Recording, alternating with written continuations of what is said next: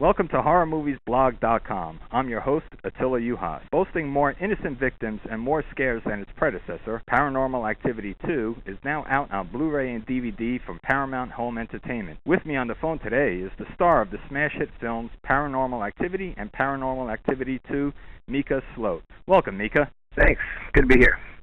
Glad to have you. Thanks for calling in today. First off, congratulations on the tremendous success of the series and the new Blu-ray and DVD release of Paranormal Activity 2. Yeah, thanks, man. I appreciate it. It's been a wild ride so far. Fantastic. Let's talk about going back to the making of the first film. I understand you found a casting notice posted on the internet, and the audition was down the street from where you live. What was that audition like, and how long afterwards was it until you found out you landed the job? Oh, it was a very, very strange audition. It was the most fun I've ever had in an audition, actually.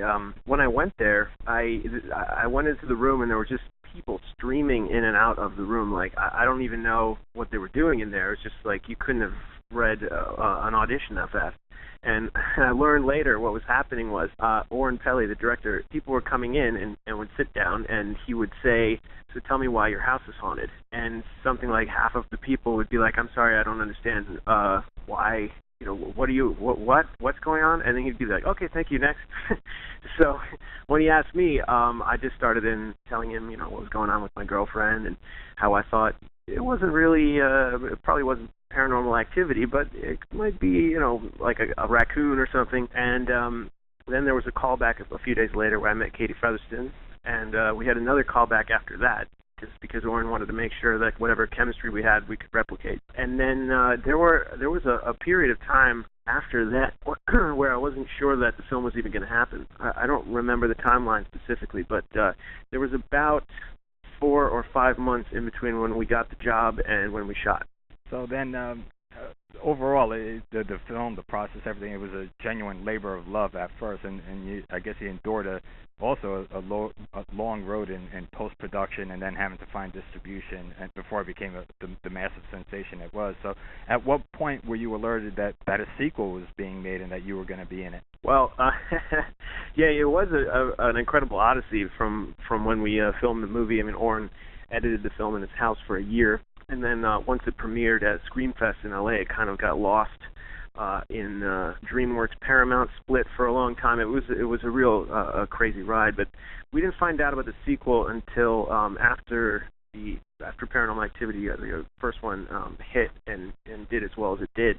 Obviously, a sequel was kind of inevitable, and I think it was about probably January or February when they contacted us to say, "We want you guys involved," and we still had no idea what was going on, and I was kind of skittish about whether or not it was going to be a Blair Witch 2 type of thing, but I saw the script, and I met with everyone who was involved in producing it, and it was just, I mean, we pulled it off somehow. It's a great movie. I'm very proud of it. It absolutely is. Congratulations.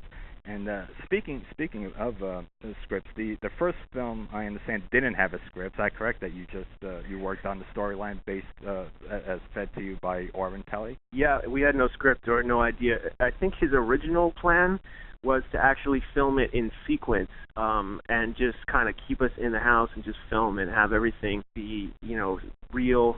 Basically, just happen to us and film it as it was going on. But we had a very tight time schedule. We had to shoot the whole movie in a week, so wow. And there are a lot more than 7 night scenes. So there were times where we would shoot 4, 5, 6, 7 different nights in one evening. In fact, I remember there's one day where we filmed like a bunch of the major sequences. There's the dragging scene and the powder scene, and like all that stuff just happened in one long night. We're really exhausted. Wow. Now, Paranormal 2 is credited with 2 screenwriters, Christopher Landon and Tom Pabst. So as an actor, what did you do differently to prepare before you went in front of the cameras this time around? Well, this time around, there was a script, but it was more like an outline than actual. There wasn't really that much dialogue that was scripted, and if there was dialogue that was scripted, we felt free that we could just ignore it or change the lines or something like that. So it was very similar to the first film. The only difference really being that in the first film we had a lot of flexibility to just like spontaneously try stuff because the cost of filming was like nothing, Right. and cost of filming on a a major movie set is, you got to pay the whole crew and everything you do. It takes takes time and effort. So it was a little bit more planned out, but there was still that freedom and spontaneity and improvisational spirit for sure. Right. So yeah, and speaking of I guess the Hollywood set aspect of it, the first film was a micro budget of 15,000 or so, and then the sequel was I believe $2.7 million. So what was different, I guess, in your professional approach as far as your daily shooting? As far as, was it a more, like you said, because of so many crew members involved, a very strict timeline as far as we're getting this shot done today and that later and so forth? Yeah. I mean, there was a very distinct moment. I remember that when we were filming the first movie, like I said, we'd shoot all night, and Oren's girlfriend would say things like, Oren, you gotta let them get some rest and some food, and we've been going for like 10 hours without stopping, and he's like, no, we're on schedule, we gotta go. And he's a trooper, and we just plowed on through. And that's actually really beneficial when you're trying to shoot a horror movie, because if you're actually physically exhausted and frazzled, and it's going to feed into the performance. So when we're on the set of Paranormal Activity 2, I remember the first day of filming, I think we were shooting the scene at breakfast, and we're getting into it and rolling and, getting to know each other, and it's moving along, and I'm like, okay, cool, we need just like one or two more takes, and I think we're really going to get it, and then someone yells, launch, and then everyone just disappears. And that was a surreal moment for me, a real distinct difference between the first film and the second film. But we all, Katie and I at least, I think adapted pretty quickly. And they did a great job of capturing the spirit. Yeah, they absolutely did. And I guess Oren Peli directed the first one. What was it any different working on the Todd Williams? Oh yeah, he's great. I mean, he's worked with Jeff Bridges and made tremendous films, traditionally speaking. And Oren hadn't done much movie. He's a huge film buff, but he hadn't directed anything before. So there was a lot more. How should I put it? Sense of experience and gravitas about what he wanted and where he was going, and camera angles and things like that that we didn't have on the first film. But I don't think that was a disadvantage the first time around, because since it was completely handheld, I think it was an advantage to have a first-time filmmaker who wasn't concerned with cinematic angles and things like that. On the flip side, of course, is when you have a $3 million budget, you better know that stuff. So I think it worked out great. So did you find there was I guess some educational value as an actor from jumping from film 1 to film 2 and the different processes involved? Oh yeah, definitely. I mean, whenever you have the studio involved, it's always a different process. Even if you're shooting traditionally, the studio has oversight and they have opinions, and things get changed. And when you're working independently, you can just do whatever you want. So it's always there's always a give and take about any project. And for me as an actor, it was great to kind of see the growth of the franchise and how what worked in the first film is being replicated in the second film, despite the budget. Right.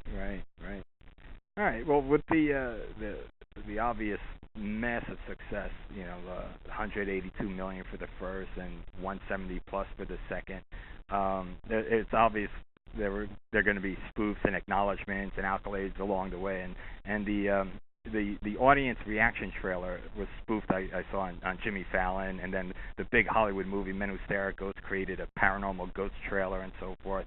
Then the film was spoofed by Hollywood A-listers Steve Martin and Alec Baldwin. But my favorite of all these different spoofs and acknowledgement has to be the segment on the People's Choice Award with Queen Latifah and the legendary Cloris Leachman. What was it like working with an icon like Cloris Leachman?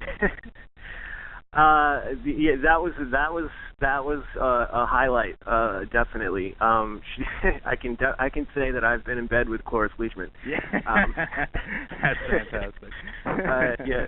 So it was great. She just kind of takes control of the set when she gets on there. She just tells, she's like, this is what I need, and this is how it's done, and I need this, and it's going to happen because it's the right way. And, she's been doing it for so long, and everyone respects her so much that and she's right, So Absolutely. the stuff that she was doing, she actually went far and beyond what was originally scripted, and just improvised a lot of what was going on in that final cut, and it was fantastic working with her. And Queen Latifah as well. Queen Latifah has just this enormous presence. It's great to be around her. Fantastic.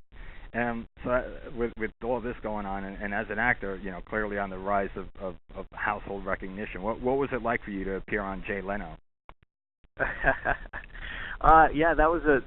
always been a dream of mine. For some reason, I wanted to move to California, star in a hit movie, be on Jay Leno, and party at the Playboy Mansion. So 2 out of 3 so far. That's fantastic. Now, you've also done appearances on The Soup, The Bonnie Hunt Show. You received nominations at the Teen Choice Awards, MTV Movie Awards. You're on the cover of Entertainment Weekly. So with all of this, how has life changed for Micah Sloat since these films? Well, it sounds good when you put it all together like that. Life has been it's been a wild ride, like I said, the last couple of years, and I think for me personally, what I realized is that even though I've had more success and a little bit more money in the bank these days, I haven't really changed that much. It's just kind of affirmed all my previous choices. Where the only difference is, I have a little bit better computer now. I understand. You are also a programmer. What kind of programming do you do? Well, I used to do web programming. I was a PHP programmer. I did Ajax and just kind of back end website stuff. And I haven't done that in a while. So it's been nice being able to focus on creativity. Yeah, exactly. And another creative aspect I've noticed is that in Paranormal Activity 1, you're playing a Line 6 Varix 700 electric guitar.